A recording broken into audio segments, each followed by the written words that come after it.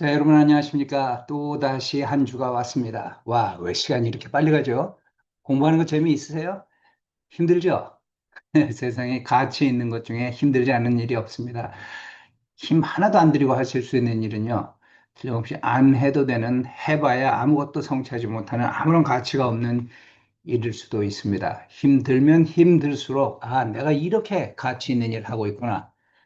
예, 군대에서는 이러잖아요. 그, 그 훈련소에서 흘린 한 방울의 땀이 전장에서 흘릴 수 있는 한 방울의 피를 대체할 수 있다. 예, 여러분들이 하나님의 말씀을 가르치고 선포하는 일을 하시기 이전에 열심히 공부하시면은요, 아, embarrassment를 당할 일이 자꾸 줄어들겠습니다. 자, 이사여서, 아기다리 고기다리던 이사여서. 먼저 우리 이사야서에 들어가기 전에, 그 백그라운드를, 이사야서의 이 배경적인 것들 한번 공부해 보죠. 어느 신학자는 이런 말을 했습니다. 만일 성경 전체가 존재하지 않는다면 우리는 로마서만 있어도 구원받을 수 있다. 그리고 구약 전체가 존재하지 않는다면 이사야서만 가지고도 구원받을 수 있다. 다시 말해서 이사야서는요, 구약의 이사야서는요, 신약의 로마서와 같은 그렇게 중요한 책이다. 뭐 이런 뜻이겠죠. 자, 이사야서의 백그라운드는요, 첫째, 이사야서는 아주 방대한 문서입니다. 그리고 아주 중요한 문서입니다. 시편, 예레미야와 함께 구약의 정경 중에서 가장 부피가 크고 중요한 문서이다. 자, 이사야는 9와 4분의 3, 시편은 9와 2분의 1, 창세기는 5와 3분의 4. 이게 무슨 소리냐면요. 히브리, 여러분, 고대 그 성경, 우리가 가지고 있는 이 고대 사본은요, 이렇게 둘둘 말려 있잖아요. 두루마리. 예, 두루마리로 말려져 있잖아요. 지금처럼 책 형태가 아니고요. 아, 히브리어 성경에서 책의 크기를 말할 때는요, 단순히 그 장수로만 말하지 않고요.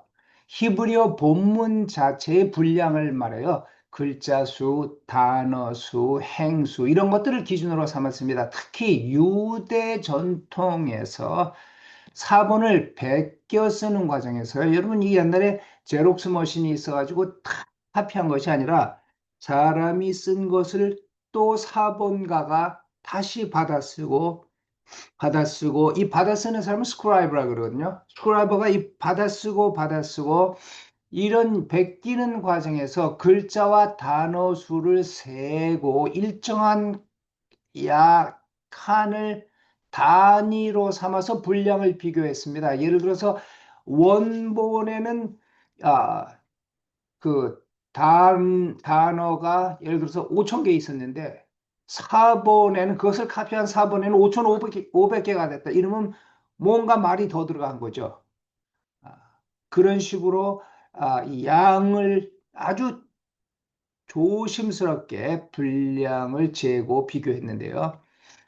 이렇게 해서 어떤 책이 얼마나 큰지 상대적 크기를 비교합니다. 이렇게 하는 이유는요. 사본을 정확하게 보존하기 위해서죠. 자, 이렇게 해서 구약이라는 방대한 양의 스크롤 가운데 이 두루마리 가운데 9와 4분의 3이 이사야서다. 그래서 이사야 9와 4분의 3은 이사야가 전체 기준 단위로 9와 4분의 3 단위 분량이라는 것을 말합니다. 이렇게 크고 아, 방대한 아주 중요한 문서이다. 신약에서 411회 인용되었습니다. 411회. 사해 사본 중에는요, 15개의 이사야 사본이 나와요. 신명기 다음으로 중요한 두 번째인데요. 사의 사본이 무엇인가? 제가 지금 설명하지 않겠습니다. 여러분, 아, 사의 사본 여러분 한번 스스로 한번 찾아보십시오.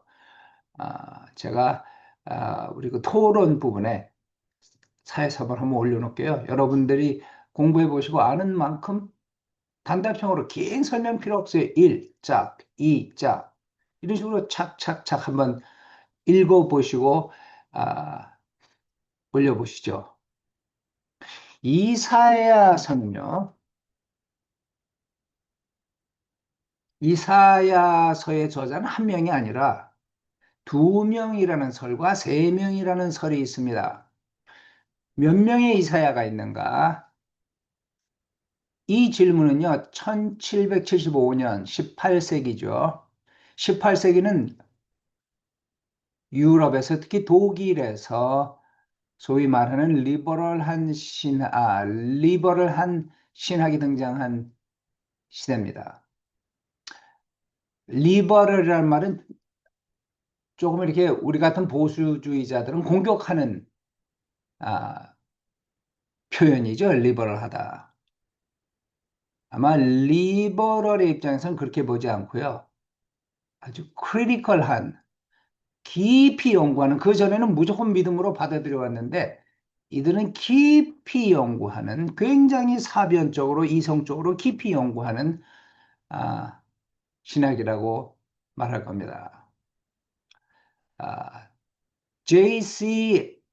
뇌덜라인이라는 학자가 첫 의문을 시작했어요. 이 사서의 내용을 보니까 강조하는 바가 상당히 변하고 있는데 과연 이게 한 사람이 쓴 글일까? 그 질문을 한 지 10년이 채 되지 못해 아이콘이라는 학자가요. 드디어 두 부분으로 이사야서의 내용을 구분해내는데요. 1장에서 39장까지의 내용이 하나의 묶음이고 40에서 66장까지의 내용이 또 하나의 묶음이더라. 나 이 내용이 확 달라지는 것을 발견합니다. 대단한 발견이에요. 여러분 동의하든 그의 주장과 동의하든 동의하지 않든요. 우리는 성경 읽으면서도 그냥 그때그때 표현이 멋있으면 아멘 하고 넘어가지 전체 그림이 머리에 들어오지 않잖아요. 근데 얼마나 깊이 연구했길래 1장에서 39장까지는 A라는 걸 강조하고 있고 40에서 66장까지는 B를 강조하고 있더라. 완전히 강조점이 다르고 글을 쓴 시점이 다르고 내용이 다르더라. 라는 것을 발견했어요. 그래서 그는 1장에서 39장은 제1 이사야, 우리가 알고 있는 이사야가 썼고, 40장에서 66장의 두 번째 부분은 다른 사람이 썼는데 자기 이름으로 내지 않고 이사야서에 붙여가지고 이사야의 명성을 이용해서 내용을 썼다. 그래서 그를 그냥 학계에서는 제2 이사야다. 이렇게 부릅니다. 예를 들어서 이사야가 둘이 있었던 게 아니라 제2 이사야는 누군지 모르죠. 단지 이사야서의 합본이 됐기 때문에 그 저자를 제2 이사야라고 부른다. 그런데 그 이후로 또 시간이 한 100년 흘러서요. 1892년에 버나드 둠이라는 신학자는요. 다이 독일 냄새가 나지 않아요? 독일 사람들이 얼마나 철학이 발전하고 사고가 발전한 사람들인지요.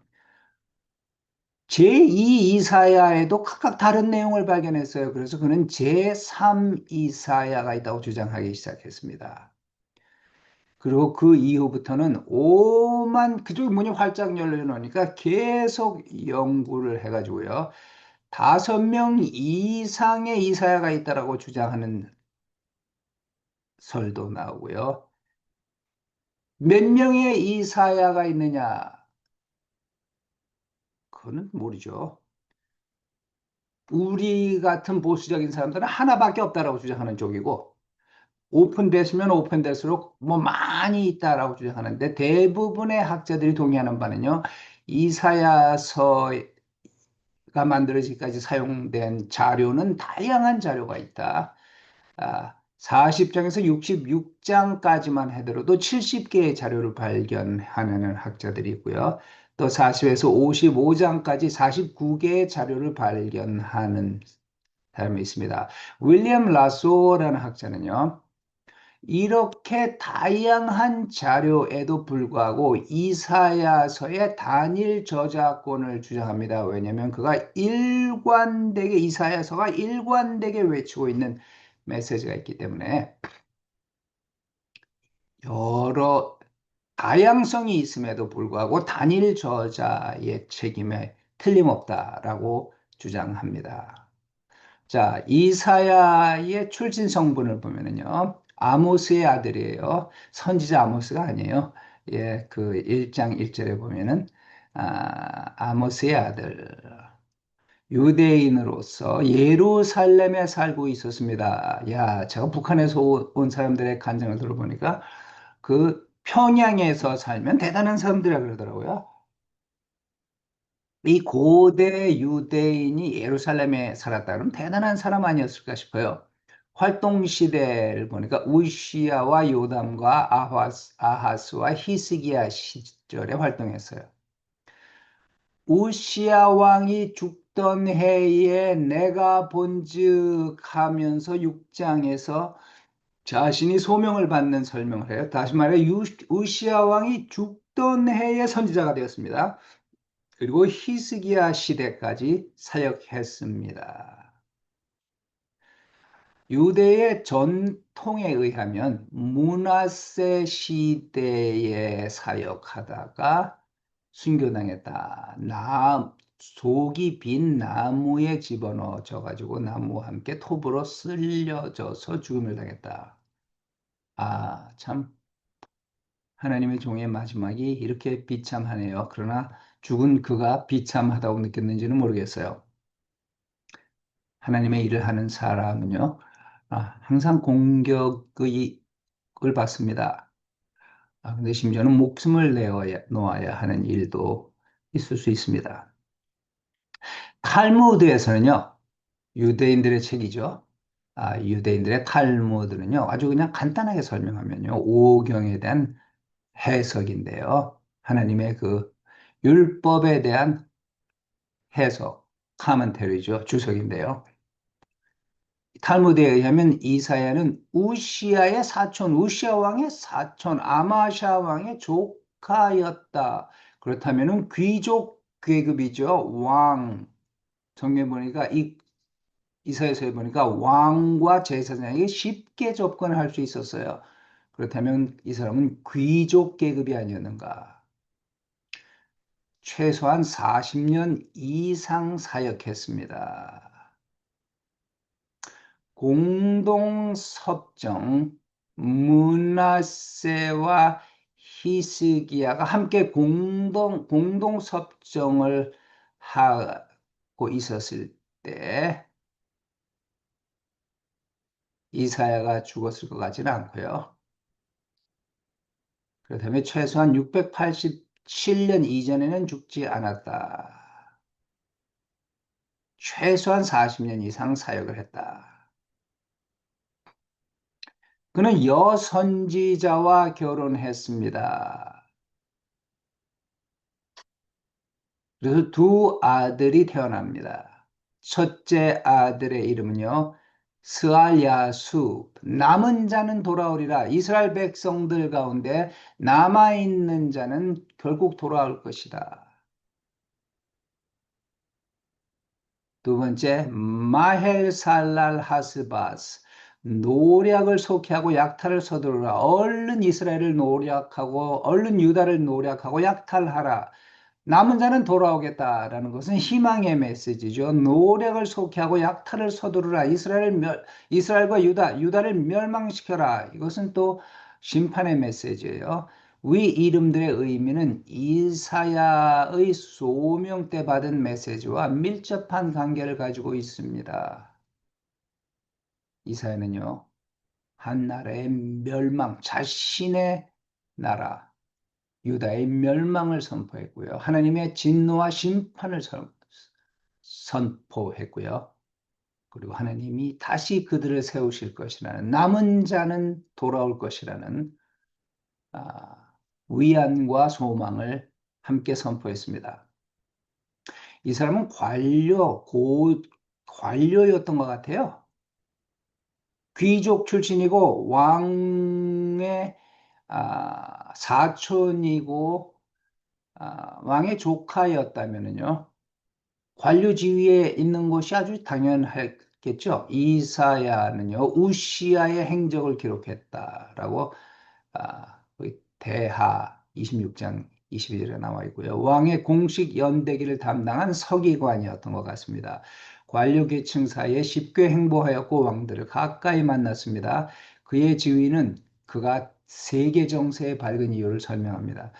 여러분 이사야는요 세계 정세 참 밝았어요. 그래서 하나님이 이렇게 에돔을 심판하실 것이 이 이유 때문에 이집트를 심판하실 것이고 에돔을 아주 세계가 돌아가는 문제 굉장히 밝아요. 어떻게 디글라필라셋이 이스라엘을 침공해 왔으며 어떻게 이스라엘이 유다에게 같이 이 코얼리션 연합군을 만들자고 프레셔를 줬으며 좀 국제 정세의 박스입니다.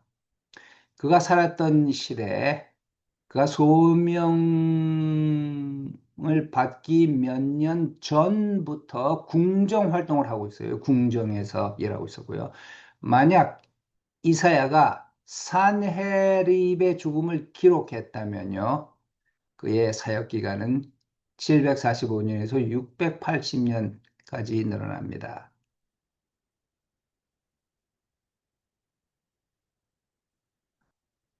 이때 바로 이 시대에 이스라엘 역사상 가장 다사다난했던 시기였습니다. 복잡한 시기였습니다. 우리가 이 시대를 이해해야 이사야의 메시지를 이해할 수 있습니다. 이사야서는 제가 전에 한번 오경할 때 말씀드렸죠. 제가 이 말씀을 드리면은 여러분 제 말의 진리를 정말 이해할 겁니다. 여러분 우리가 지금 신학대학원 수준의 공부를 하고 있어요. 다시 말해 우리는 유치원 레벨의 성경 공부를 하고 있는 것이 아닙니다. 유치원에서는 이렇게 가르칩니다. 성경은 우리에게 주신 하나님의 말씀입니다. 예, 맞는 말입니다. 그런데 대학과 대학원 레벨이라면요. 성경은 우리에게 주신 하나님의 말씀이 아닙니다. 성경은 아브라함에게 주신 하나님의 말씀이고, 이삭에게 주신 하나님의 말씀이고, 아, 모세에게 주신 하나님의 말씀이고 선지자들에게 주신 하나님의 말씀이고 이사야에게 주신 하나님의 말씀입니다. 오늘 우리에게 들으라고 주신 말씀이 아니라 이사야가 살았던 그 복잡다단한 시대에 하나님의 백성들을 향해 하나님이 이사야의 입술을 통해서 선포하셨던 말씀이었습니다. 그리고 이 말씀이 하나님의 말씀이기 때문에 2000년이 지난 아니 800년, 2750년, 60년이 지난 우리의 삶에도 적용이 됩니다. 그러나 이사야에게 주신 말씀을 제대로 이해하려면 오늘 우리가 살고 있는 문맥이 아니라 이사야가 살았던 시대적 문맥을 이해하셔야 됩니다. 자, 그 시대 국제 정세부터 한번 살펴볼까요? 자, 이사야가 살았던 시대에 얼마나 긴박한 시대였는지 그 역사적 배경을 한번 보십시다. 첫째, 이사야 시대 역사적 배경, 국제적으로는요, 이 아시리아의 세력이 점점 강화되고 있었던 시절입니다. 한때 이 중근동은요, 이 중근동의 가장 큰 강자는 이집트였죠. 애굽이었죠. 그런데 이제는 시대가 바뀌었습니다. 아시리아의 세력이 점점 남쪽을 향해서 밀고 내려오는 아시리아 시대가 되고 있었는데 그 일을 주도했던 사람은 디글랏 빌레셋 왕이었습니다. 우리 성경에도 나와 있어요. 디글랏 빌레셋 3세가 계속 국력을 확장해서요. 아시리아로부터 이 애굽을 향해서 내려옵니다. 그러면서 이 아람 지역, 지금으로 말하면은요, 시리아 북부 지역, 아람 도시 국가들을 정복하고 있었어요. 여러분, 여기가 이스라엘 땅인데, 이스라엘 땅을 이스라엘 땅 한번 보십시오. 아, 참 우리 한국하고 운명이 비스름해요. 중국과 대륙 세력과 해양 세력, 일본 사이에 끼어가지고 일본이 강해서 대륙으로 나가려면 한국을 밟고 올라갔고 중국, 몽고가 강해서 해양으로 일본으로 나가려면 한국을 밟고 갔고 딱 이스라엘의 운명이 그렇습니다. 이 대륙 세력 아시리아, 바벨로니아가 강해서 애굽으로 가려 그러면 팔레스타인을 밟고 갔고 애굽이 강해서 소아시아로 올라가고 이 아시아주로 올라가면은 또 팔레스타인을 밟고 갔고 그런데 밟히지 않고 이들을 누르고 있었던 시절은 다윗과 솔로몬 시절밖에 없었죠. 자, 이렇게 디글랏 빌라셋 3세라는 우리 성경에는 불이라는 이름으로 나오는데요. 아, 계속 남쪽으로 확장 정책을 펴서 시리아 북부 또 아람 도시 국가를 정복했습니다. 이스라엘의 항복을 받아냈고요. 그리고 문하햄이 조공을 들이기 시작했습니다. 열왕기하 15장 19절, 29절에 그 기록이 있습니다. 고대 아시리아 문서에도 그 기록은 나와 있습니다. 유다의 아사랴가 조공을 들였다라는 말이 있는데요. 고대 아시리아 문서에 그 아사랴가 우시야를 말하는 건가 질문 한번 해볼 수 있습니다. 고대 이란 석비에도 얼마나 디글랏빌라셋이 강력하게 그의 군사 능력을 가지고 나라를 확장했는가 나와 있어요. 아, 자, 이 디글라필라셋의 전투하는 모습, 지휘하는 모습, 그때도 보니까 전차가 있었네요. 와, 대단한 군사력이었죠. 733년에 시리아 에브라임 전쟁이 일어나는데요. 열왕기하 15장 37절 또 16절 5절 이사야서 7장 1절에 나와 있습니다. 자, 이건 아주 중요한 이사야서에서의 아주 중요한 키이기 때문에 제가 여기에 대해서 다룰 겁니다. 지금은 역사를 다루고 있으니까 역사만 보고 넘어가고요.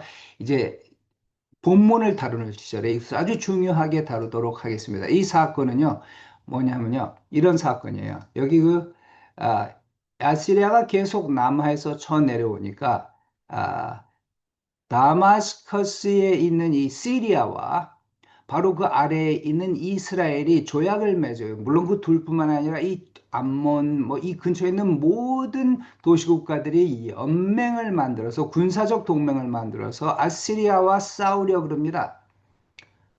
계속 남하해 오는 아시리아의 세력을 막으려고 그러고 유다 왕에게 당신도 이 동맹에 들어오시오라고 초청합니다.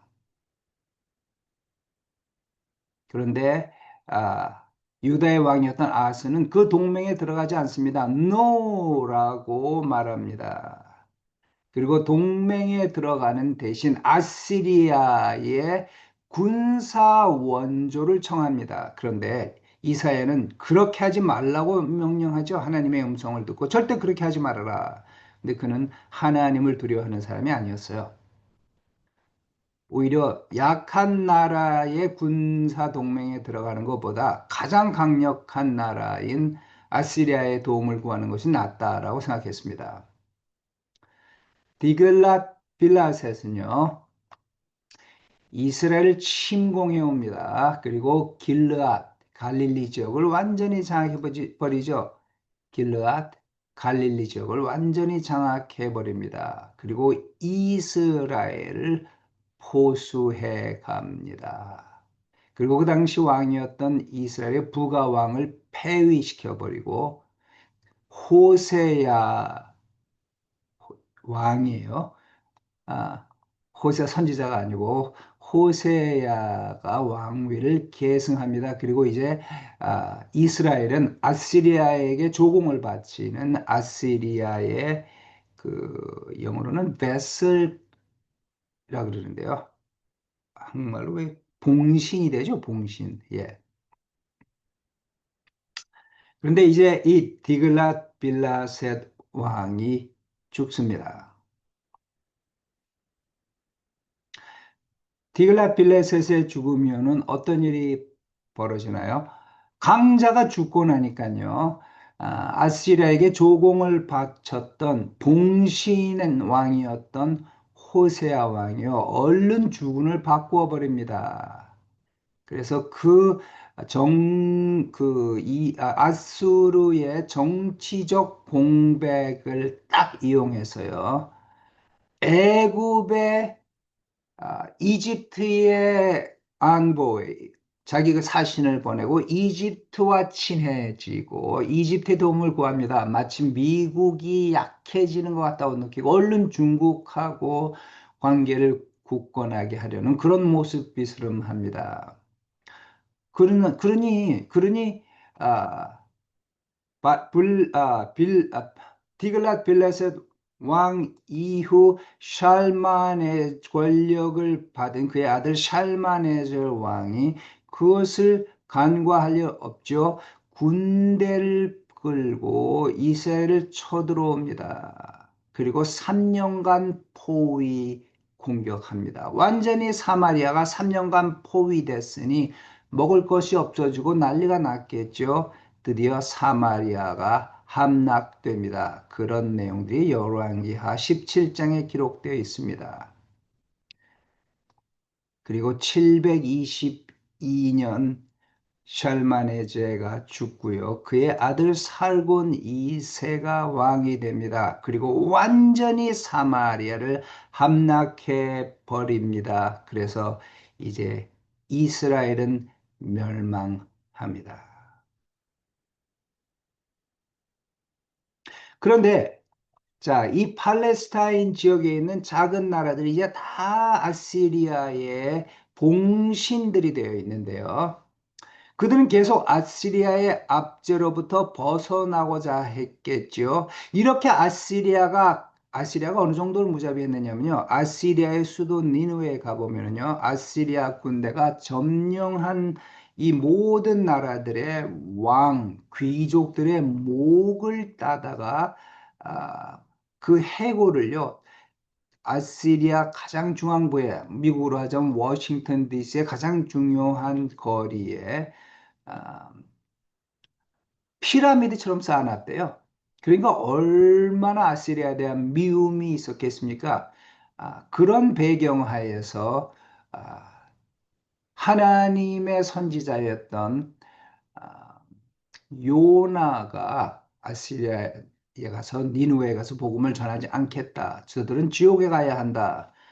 라고 생각했을 만하죠. 저들은 멸망해도 싼 사람들이다라고 생각할 만하죠. 자, 이제 이 아시리아의 속국이었던 나라들이요. 반아시리아 봉기를 일으킵니다. 이집트가 후원을 해요. 참 국제 정서는 뭐 하잖아요. 지금 중국이 후원하는 세계의 그 아, 개발도상국이 얼마나 많습니까? 국제 정세가 돌아가는 모습은 옛날이나 지금이나 똑같습니다. 반아시리아 봉기가 이 지역에서 일어나는데요. 이집트의 후원으로 시리아, 팔레스타인 도시 국가들이 반아시리아 봉기를 일으킵니다. 그러나 사르곤 2세가 완전히 진압해버리고 유다가 고립됩니다. 자, 이집트 25왕조가 수립되는데요. 아스돗이라는 곳에서 반아시리아 저항 운동이 일어나고 에돔, 모압, 유다 이런 에돔, 모압, 유다들이 그 아, 봉기에 동참해서 연합하게 되죠. 사르곤 2세가 완전히 진압시켜 버렸고요. 아스돗과 가드는 아시리아의 지배하에 오게 되고 유다는 영토를 상실해 버립니다. 사르곤 2세도 죽습니다. 사르곤 2세가 죽고 이 권력의 공백이 또 다시 생겨나니까 이집트는 계속 아시리아 반란을 후원합니다. 히스기야도 여기에 포함되죠. 그런데 이제는 바벨론 왕이었던 아시리아를 멸망시킨 바벨론 왕이었던 무로닥 발라단이 이 반란을 무로닥 발라단이요. 반아시리아 연합이 또 반란을 일으키도록 그래서 아시리아 반아시리아 그러니까 반아시리아 말이 자꾸 이상하게 나오네요. 반아시리아 연합이 강력해져서 아시리아로부터 떨어져 나가도록 그리고 바벨로니아와 연합하도록 계속 정치적인 영향을 미치죠. 여러분 노트에 바벨론 무로닥 발라단의 반란 주도 양면 공격을 위해 히스기야에게도 사신을 파송합니다. 그런데 아시리아의 산헤립 왕이 이 반란을 진압해요. 그래서 시돈, 아스돗, 암몬, 모압, 에돔을 진압해버리고 조공을 바치도록 조치합니다. 자, 아직까지 지금 바벨론이 일어나고 있지만 아직까지는 아시리아가 완전히 멸망되지 않았고 아시리아의 힘이 있을 때입니다. 그리고 아스글론, 에글롯 등을 복속시켰고요. 엘테케에서 티르하카가 이끄는 이집트군을 제압합니다. 엘테케라는 지역에서요. 그리고 라기스를 포위하고 열왕기하 18장에 나와 있는 내용인데요. 라기스를 포위하고 히스기야는 세상에 갇힌 새다 라고 말하면서 히스기야를 조롱합니다. 다 이 성경에 나와 있는 내용인데 산헤립의 프리즌이라는 이 고대 기록에도 다 들어와 있습니다. 이 라기스라는 곳은 헤브론, 가자, 베들레헴의 한 중간 지역쯤 되는 곳인데요. 지금 현재 이 고고학자들이 발견한 고대 라기스의 성벽의 모습이고요. 산헤립이 공격해 왔어. 그 당시 그 공격하는 모습이 부조에 이렇게 다 남아 있습니다.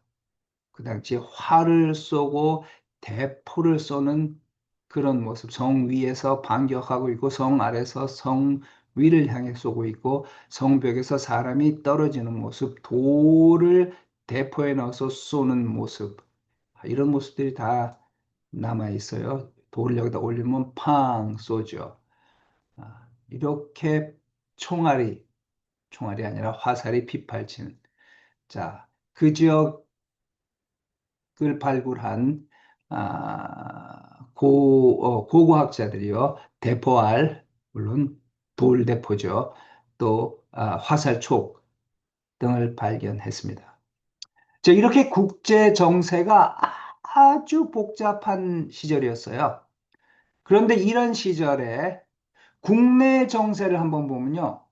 여러분, 국제 정세가 이렇게 복잡한데 국내 정세가 안정돼 있겠어요? 그렇지 않죠? 이스라엘은, 유다는요, 이스라엘은 722년에 이미 사라졌고, 유다는요, 풍전등화 같은 국가가 멸망하느냐, 사라지느냐, 사라지지 않느냐라는 아주 풍전등화의 위기에 있었습니다.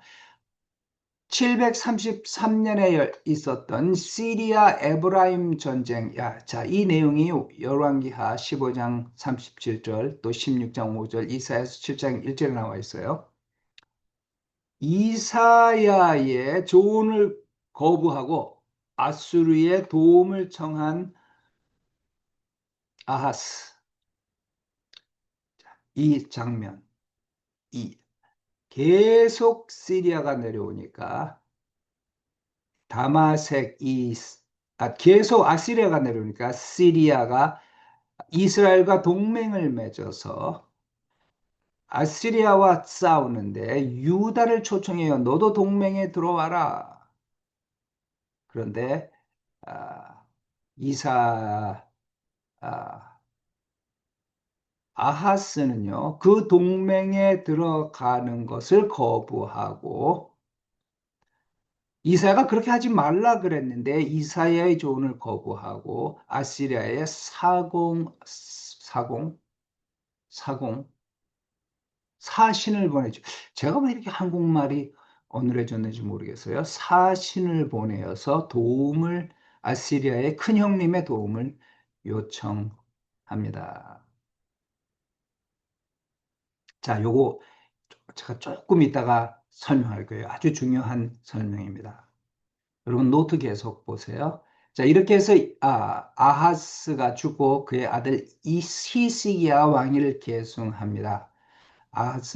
아하스와 함께 12년간 공동 섭정을 한 이후 아버지가 죽고 아들이 소울킹 혼자 이제 공동 섭정이 아니라 혼자 나라를 다스리기 시작하는데요. 이집트의 후원에 의한 수많은 히스기야의 아, 반아시리아 반란, 계속해서 히스기야는 아시리아의 그 영향권에서 벗어나고자 했는데 바벨론과 히스기야의 반아시리아 연합 작전, 히스기야는 오히려 바벨론의 손을 잡고 아, 아시리아로부터 벗어나려고 했다. 아까 설명했죠. 국제 정세할 때. 그러나 산헤립이 그것을 진압해 버립니다. 라기스가 포위되었습니다. 보시지 않았습니까? 그리고 라기스가 함락됩니다. 산헤립에게 조공을 바치는 신세가 되어 버립니다. 이런 역사적 사건들은요, 이사야의 메시지가 만들어지는데 큰 영향을 미쳤습니다. 그래서 아토 아이스펠트라는 독일의 신학자는 이렇게 말합니다. 이사야의 메시지는 당대의 역사에 대한 완전한 지식 없이는 해독이 불가능하다. 이사야의 구조는요, 총 두 개의 구조로 나눠져 있는데요. 1부와 2부 사이에 역사 기록이 삽입되어 있다. 이것이 이사야서의 구조다.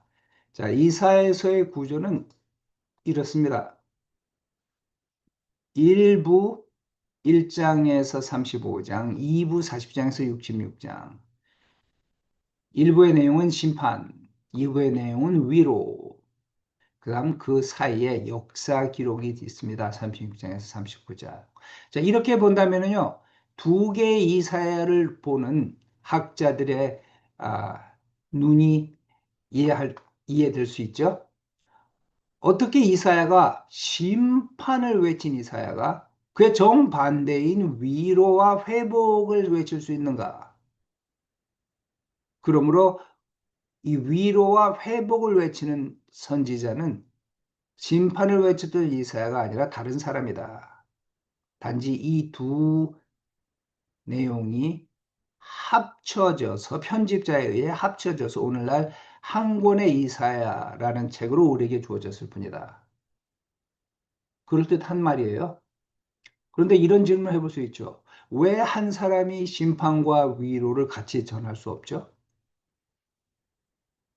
우리 아버지가 한번, 저희 아버지는 목회자는 아니셨어요. 직장 생활을 오래 하셨고 상당히 리더십이 있는 분이셨는데 아버지가 그러시더라고요. 대회야, 일을 하다 보면은 네 아래 사람을 혼낼 때가 있다. 혼내야지. 절대 지적해야 될 때 그냥 넘어가면 안 된다. 지적하고 혼을 내야 된다. 그러나 돈을 내고 끝내서는 안 된다. 개인적으로 불러가지고 그를 토닥거려주고 풀어줘야 된다. 내가 네가 개인적으로 미워서 그런 것이 아니다. 내가 더 일을 잘하고 발전하라고 그런 거니까 마음에 속상한 거 풀어라. 내가 너를 개인적으로 인격 모독한 건 아니다. 그리고 밥도 좀 사주래요. 왜 심판과 위로의 메시지가 함께 가면 안 되죠? 한 사람이 그 두 가지를 다 할 수 없나요? 지극히 당연한 얘기죠. 자, 여러분 노트를 한번 보죠. 노트에는요, 두 개의 내용으로 이사야서가 정리되어 있는데요. 첫 번째 내용은요, 심판. 그 다음 24페이지 내용은 위안, 위로. 자, 그리고 위로 바로 위에 역사 기록 36장에서 39장. 자, 먼저 심판 부분 볼까요? 이제 일부 유다의 죄를 지적하고 있고요. 쭉 내려가다가 이사야가 본 환상과 사명인데 타이피가 잘못돼서 사면이라고 되어 있네요. 사명. 이사야가 사명을 받는 장면. 그리고 7장과 8장에서 임마누엘 예언, 아세에게 주어진 표적. 자, 이 표적이요. 이 내용이 아, 그 시리아 에브라임 전쟁을 배경으로 주어진 예언입니다. 자, 우리 여기서 잠시 쉬십시오. 커피 한 잔 마시고, 저도 한 잔 마시겠습니다. 쉰 다음에 마음을 새롭게 하고 계속 이 구절에 대한 해석을 배워 나가도록 하겠습니다. 예, 잠시 쉬십시오. 자, 여러분 좀 쉬셨습니까? 이제 쉬고, 머리를 좀 새롭게 하고요.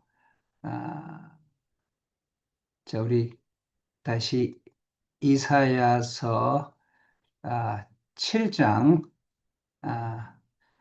임마누엘, 여러분 노트에 일부 심판, 이부 위안 이렇게 돼 있죠.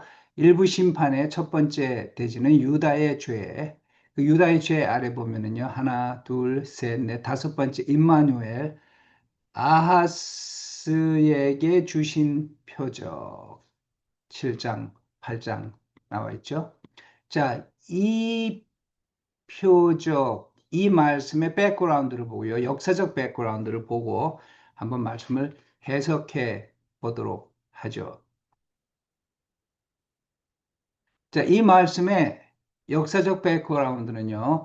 아시리아의 군사력과 영토 확장 정책입니다. 계속해서 이렇게 아시리아가 성장해서 남쪽을 향해 쳐내려오니까 이 남쪽 지역에 있는 많은 도시 국가들이 염려하게 됐어요. 계속 이 아시리아가 확장해 내려오는데 염려하지 않을 수가 없죠. 자, 그래서 이 남쪽에 있는 나라들, 시리아를 중심으로 시리아와 이스라엘이 이 당시 이 남쪽에서는 가장 강력한 국가였어요. 그리고 뭐 에돔, 모압 이런 나라들이 다 동맹을 만들어서 아시리아를 군사적으로 대처하고 있는데 아, 유다를 초청합니다. 당신도 우리 동맹에 들어오시오. 그때 유다 왕이 아하스였습니다. 그 내용이 이렇습니다. 열왕기하 15장 37절에서 16장으로 넘어가는 내용인데요. 그때 여호와께서 비로소 아람 왕 르신과 르말라엘의 아들 베가를 보내요. 유다를 치게 하셨더라. 야, 이 당시 이 동맹이 만들어졌을 때 아람 왕, 시리아 왕은 르신이었고요. 이스라엘 왕은 베가였는데 유다 왕이 이 동맹에 들어오지 않겠다고 하니까 그래? 그럼 우리가 너를 먼저 공격하겠다 하고 유다를 치려고 했어요. 요담이 그의 조상들과 함께 자매 그의 조상 다윗 성의 조상들과 함께 장사되고 그 아들 아하스가 대신하여 왕이 되니라. 예, 아하스 왕이 왕이었을 때 그 당시 아시리아를 제외하고 가장 강력한 국가였던 시리아와 이스라엘이 동맹을 만들어서 자기를 쳐들어오겠다 하니까 겁이 나지 않아요? 르말라의 아들 베가가 제17년에 유다 왕 요담의 아들 아하스가 왕이 되니 베가 왕 17년에 아스가 왕이 됐어요. 아스가 왕이 될 때 나이 20세라 예루살렘에서 16년간 다스렸으나 그의 조상 다윗과 같지 아니하여 이때 아람 왕 르신과 이스라엘 왕 르말리아의 아들 베가가 예루살렘에 올라와서 싸우려고 하여 아스를 애워쌌으나 능히 이기지 못하더라. 예루살렘이 포위됐을 정도로 아주 국가가 풍전등화의 위기에 처하게 됐습니다. 이 내용을요, 이사야 7장 1절로 9절은 이렇게 설명합니다. 우시아의 손자여 요담의 아들인 유다의 왕 유다의 아하스 왕 때에 아람의 르신 왕과 르말리아의 아들 이스라엘의 베가 왕이 올라와서 예루살렘을 쳤으나 지금 에워싸고 공격하고 있으나 아직 예루살렘이 함몰되진 않았어요. 능히 이기지 못하더라. 어떤 사람이 다윗의 집에 알려 이르되 아람이 에브라임과 동맹하였으므로 아람은 시리아고요. 에브라임은 이스라엘이죠. 시리아와 이스라엘이 동맹군을 만들었다. 그래서 이스라엘을 쳐들어온다. 하니까 왕의 마음이 사시나무처럼 흔들려 있었어요. 왕과 백성들의 마음이요. 우리나라를 쳐들어온다는데 겁이 나죠. 전쟁이 일어난다는데요. 자, 이렇게 자꾸 남진하는 아시리아의 세력을 막기 위해서 다마색 중심의 시리아와 이스라엘이 연합군을 만들어서 유다를 침공해 오겠다는 겁니다. 침략을 안 당하려면 우리 동맹에 들어와서 함께 싸우자. 자, 그런데 이때 벌벌 떨고 있는 아스 왕, 오히려 사신을 아시리아에 보내서 도와주시오라고 부탁하고 있는 아스 왕에 대해서 하나님이 이사야 선지자를 보내세요. 그리고 말씀을 주세요. 여호와께서도 아스에게 말씀하시 지금 이사야가 아스 왕에게 하는 말입니다. 여호와께서 말씀을 주셨다. 너는 내 하나님 여호와께 징조를 하나 구해라. 깊은 데서든지 높은 데서든지 구하라 하니라. 아하스가 이르되 여기 징조 아하스가 이르되 나는 구하지 아니하겠나이다 나는 여호와를 시험하지 아니하겠나이다 한지라. 굉장한 신앙의 사람 같죠. 하나님은 시험하지 않겠다. 그런데 제가 이 슬라이드의 제목을 어떻게 잡아놨어요? 하나님의 제안과 경건을 가장한 아하스 왕의 거절. 아하스는요 가장 사악한 왕이었습니다. 그는 하나님 따위는 전혀 믿지 않았어요. 아니요, 믿지 않는 하나님을 어떻게 지가 의지하고 하나님의 징조, 나라가 멸망하지 않겠다는 징조를 하나님께 구하겠어요? 그가 믿는 것은 아시리아의 군사력밖에 없었습니다. 말은 거창하게 합니다. 여호와를 시험하지 않겠습니다. 시험은 무슨 시험이에요? 여호와를 믿지 않습니다. 그래서 징조를 구하지 않습니다. 아니, 하나님이 죽었는데 무슨 징조를 줘? 그런데 그가 구하든 구하지 않든 excuse me. 요새 제가 이 엘러지가 좀 심해요. 아, 그런데 그가 구하든 구하지 않든 하나님은 이사야를 통해서 징조를 주세요.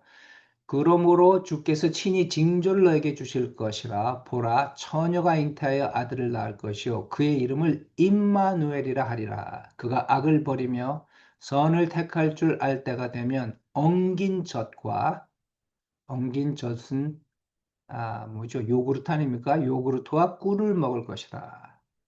때죠 이 아이가 악을 버리며 선을 택할 줄 알기 전에 내가 미워하는 두 왕의 땅이 황폐하게 되리라. 시리아와 이스라엘의 땅이 황폐하게 되리라. 여호와께서 에브라임이 유다를 떠날 때부터 당하여 보지 못한 날을 내 백성과 내 아버지 집에 임하게 하시리니 곧 아수르 왕이 오는 날이라. 결국 아시리아의 침략으로 이스라엘이 멸망할 것이다. 자, 이 예언에 아주 중요한 네 가지 내용이 있습니다. 아, 첫째는요, 처녀가 잉태하여 아들을 낳을 것이다. 처녀, 14절 상반절에 있죠. 처녀가 잉태한다. 두 번째는요, 그래서 태어난 아들이 임마누엘, 히브리어로 임마누엘 적혀 있죠. 하나님이 우리와 함께 하신다라는 뜻입니다. 아이가 태어났는데 그 이름을 임마누엘이 될 것이다. 윤리적인 자율성은 15절 상반절에 나오는데 무슨 말이냐면요. 윤리적 자. 그가 악을 버리고 선을 택할 때가 되면 악을 버리고 선을 택한 나이, 윤리적으로 옳고 그름을 구분하는 나이가 되면은 전쟁이 끝났을 것이고 유다는 구원을 받았을 것이다. 그리고 이 임마누엘 소년이 먹는 음식, 그는 그가 꿀과 엉긴 젖, 치즈 혹은 요구르트를 먹을 것이다.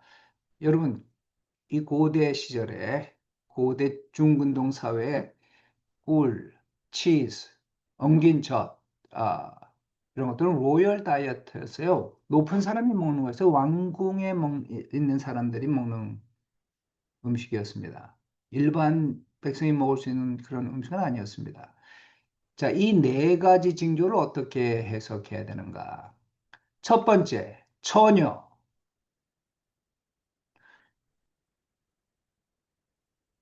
누구에 대한 예언이죠? 예, 작년 크리스마스에 여러분 이 설교 들으셨을 거예요. 올 크리스마스에도 이 설교 들을 거예요. 첫째는요, 그 처녀는 마리아고, 그러면 그 처녀가 낳은 임마누엘 소녀는 예수 그리스도이다. 자, 그런데 이 질문에 대한 답을 한번 해볼게요. 이 해석이 과연 옳은가? 하나님이 지금 국가가 멸망하기 일보 직전에 있는 유다 왕 아하스에게 벌벌 떨고 있는 유다의 왕과 유다 백성들을 향해서 나라가 멸망하지 않을 것이라는 징조로 주셨습니다. 시리아 이브라임 동맹이 전쟁을 일으킨 것은요, 기원전 733년입니다. 기원전 733년 예수 그리스도가 태어나시기 730여 년 전에 주신 징조입니다. 주시겠다고 약속하신 징조입니다. 그렇다면 그 이후 730여 년이 지나서 태어난 예수님이 아하스에게 징조가 될 수 있나요? 우리는 그런 해석상의 문제를 생각하고 성경을 가르칩니까? 가장 흔하게 기독교 교회는 아무 생각하지 않고요. 무조건 이 말씀, 처녀가 잉태의 아들을 낳을 것이고 그 이름을 임마누엘라 하라. 이 말씀을 마태가 인용했던 인용 구절에 근거해서 해석하지 않고 무조건 예수 그리스도에 대한 예언이고 그 처녀는 마리아다라고 말해 버리는데요. 가장 일반적인 해석이고 가장 많이 받아들여진 해석이지만 이 해석은요, 아하스에게 아무런 징조가 되지 않습니다. 여기 재밌는 사건은 이거예요. 재밌는 사실은 이거예요. 처녀가 잉태하여 아들을 낳을 것이다라고 번역이 되어 있는데 히브리어 원어를 보면은요, 하알마가 잉태할 것이라고 되어 있습니다. 여기 하는 더예요, 더. 그 다음 처녀는 알마인데요. 히브리어로 알마라는 말은요, 꼭 처녀여야 하지 않습니다. 이 알마는요, 가임기의 젊은 여성, 아이를 낳을 수 있는 나이의 젊은 여성을 알마라고 불렀습니다. 물론 일반적이에요. 언어라는 것은 딱 한 가지의 뜻만 가지고 있지는 않아요. 예, 성경 전체, 구약 성경 전체를 보면요, 알마가 처녀로 쓰인 것도 있어요. 그리고 가임기의 젊은 여성으로 일반적으로 사용되고요. 또 처녀가 아닌 사람에게도 쓰인 적이 있고요. 그러나 일반적으로 알마는요, 꼭 처녀여야 할 필요는 없습니다. 결혼 생활을 한 사람도 해당될 수 있습니다. 가임기의 젊은 여성을 말합니다. 그래가지고, 아, RSV, Revised Standard Version이 처음 번역됐을 때 그동안 킹 제임스 버전에 의해서 처녀라고 읽어왔던 성경 구절이 젊은 여성으로 번역되었지요. 그리고 미국의 보수적인 기독교인들 또 기독교 목회자들이요. 그 RSV를 구입해서 불에 살라서 그 죄를 RSV 번역위원들에게 보냈습니다. 그리고 너희들은 마귀의 자식들이다. 너희들은 리버럴하다라고 공격했습니다. 그런데 히브리어 성경의 참 의미는요, 처녀라고 말하지 않아요. 가임기의 젊은 여성이 아이를 낳을 것이다. 그럼 이게 언제 처녀가 됐느냐? 여러분, 우리가 오경을 배울 때 제가 70인역에 대해서 설명드리지 않았어요? 기원전 3세기의 히브리어 성경이 헬라어로 번역됐을 때 히브리 사회는요. 도덕적으로 윤리적으로 정결한 사회입니다. 성적으로 정결한 사회입니다.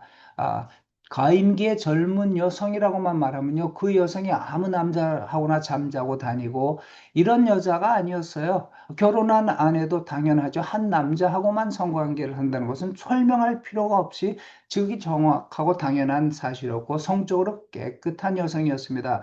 그런데 헬라 사회는 그렇지 않았어요. 그리스 사회는요, 성적으로 액티브했어요. 섹스 파트너가 많았습니다. 굉장히 타락한 윤리관을 가지고 있었어요. 그렇기 때문에 헬라어로 septuaginto로 구약 성경을 번역했던 학자들이 젊은 여성이라고 하면 그 여성이 성적으로 깨끗한 여성이라고는 이미지를 줄 수 있는 가능성이 없었어요. 그래서 그들은요, 일부러 파르테노스, 처녀라는 단어를 선택해야만 했습니다. 그리고 처녀가 잉타여 아들을 낳을 것이다 라고 말을 바꾸어 버렸습니다. 번역을 잘못하면 반역이 됩니다. 번역은 불가능합니다. 해석을 하게 돼 있습니다.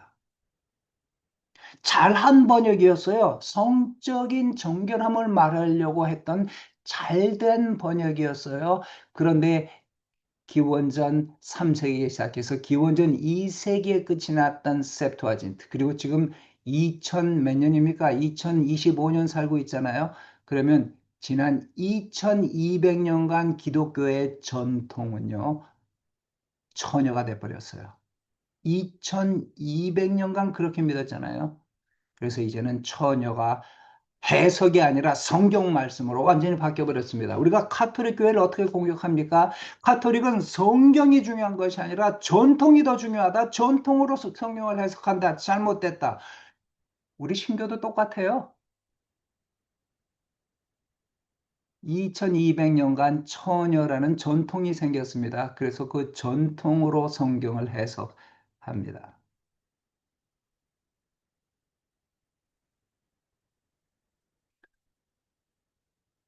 자, 또 다른 옵션은요.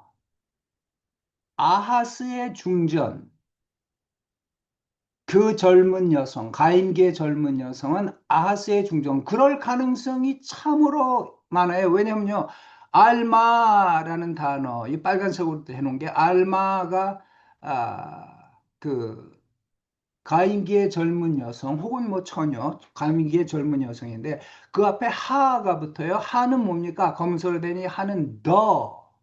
헬라 히브리어는 더예요. 더 젊은 여성, 바로 그 젊은 여성. 그 당시 그 책을 읽었던 사람은 누구라도 바로 그 여자 그럼 다 알 수 있는 그 여자. 아스에게 준 징조라면요. 그 여자가 아이를 낳을 것이다. 그러면 중전일 가능성이 상당히 많아요. 그런데 다 엄청난 일이 벌어집니다. 아스의 아들은 누굽니까? 히스기야가 태어나죠. 여러분, 히스기야는요, 다윗 다음의 성군이에요. 히스기야 시절이 되면, 히스기야가 선과 악을 구별할 나이가 되면 모든 소셜 이버, 국가가 멸망할 것 같은 군사적 위기로부터 노연함 받았을 것이다. 이것처럼 멋진 해석이 없습니다. 유대인들은요, 이 해석을 받아들입니다. 예수 그리스도와 마리아가 아닙니다. 그런데 여기에도 문제가 있어요. 이 예언이 주어졌던 시절에 히스기야는 이미 태어나 있었습니다. 그러니 참 히스기야이기도 멋진 해석 같지만 어려워요. 자, 그러면 그 다음 가능성은요. 이사야의 부인, 바로 그 여성이 잉태할 것이다. 이사야가 이 당시 만약에 빌리 그레함이나 교황처럼 영향력 있는 종교 지도자였다면은요. 그래, 썼죠. 그러니까 왕 앞에 나와서 이런 예언을 할 수 있었겠죠.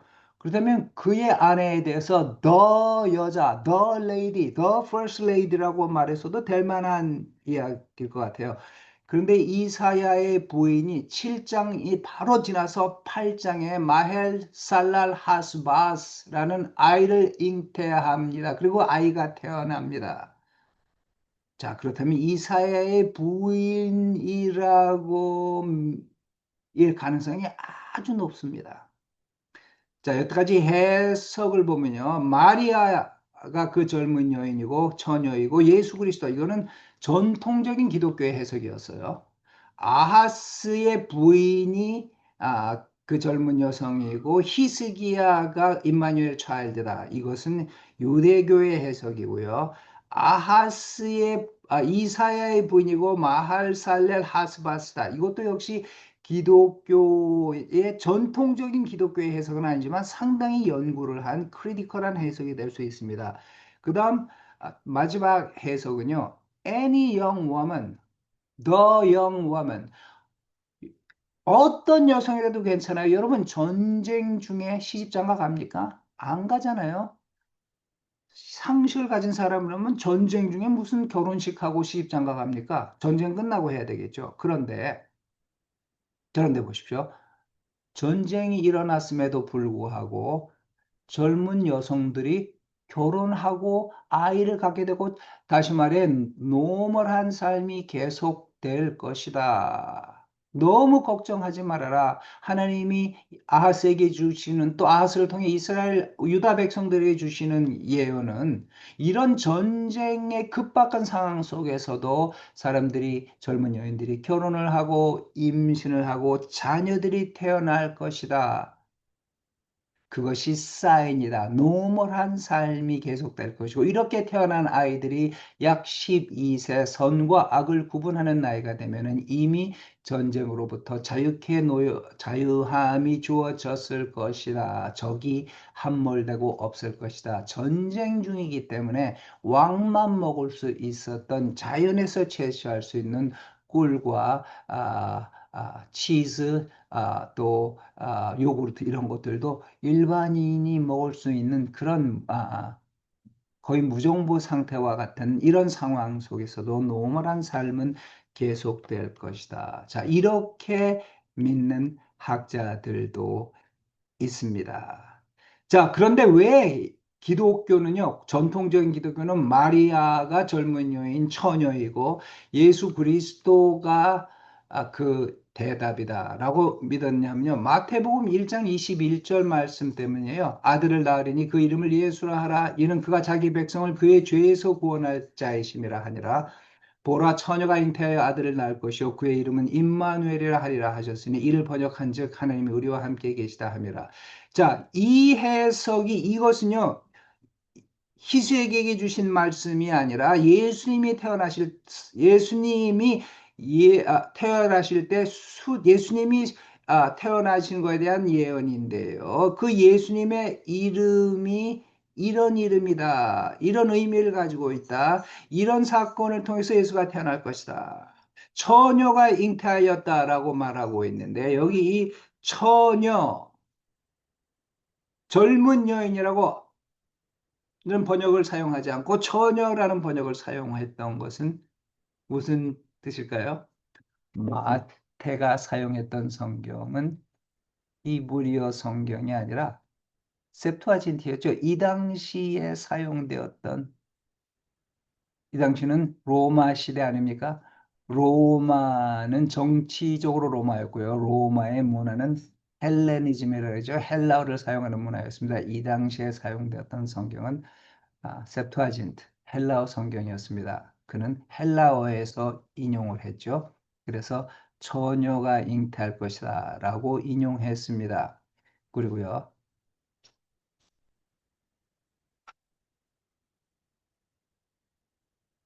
마태는요,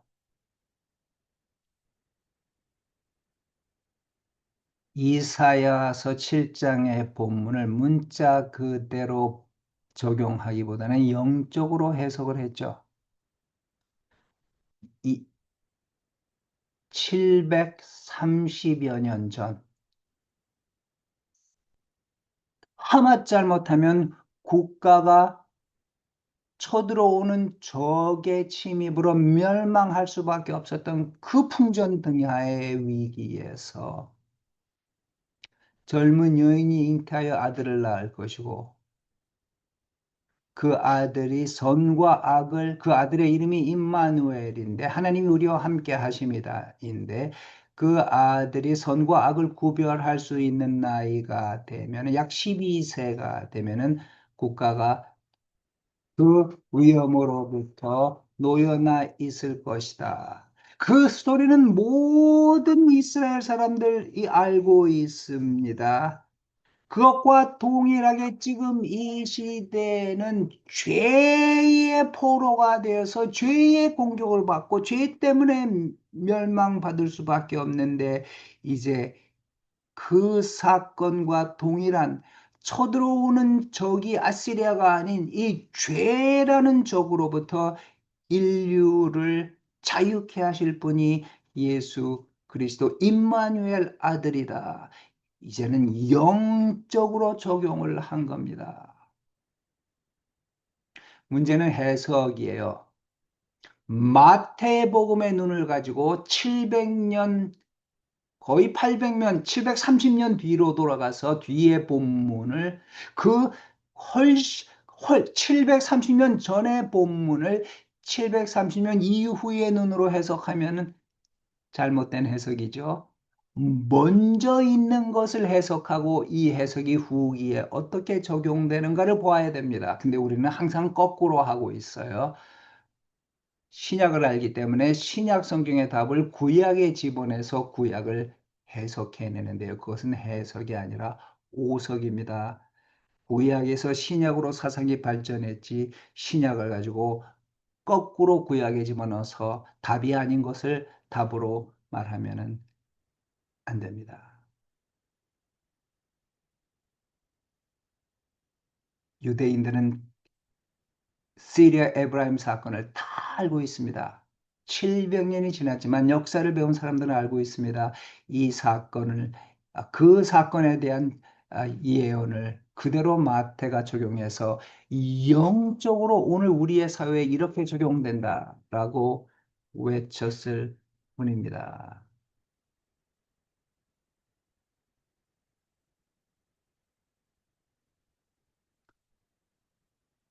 자, 제가 왜 이렇게 다양한 옵션을 알려드렸는가 아세요? 성경 해석이라는 게 쉬운 게 아닙니다. 깊이 연구하고 마음을 오픈하고 나와 해석이 다른 사람의 말에도 귀를 기울일 필요가 있습니다. 그런데 우리는 아무런 옵션이 없이 오직 마리아와 예수 그리스도 이거 하나만의 옵션을 가지고 있고 이것과 다른 말을 하는 사람은 이단이다, 기도하지 않는 사람이다, 리버럴하다.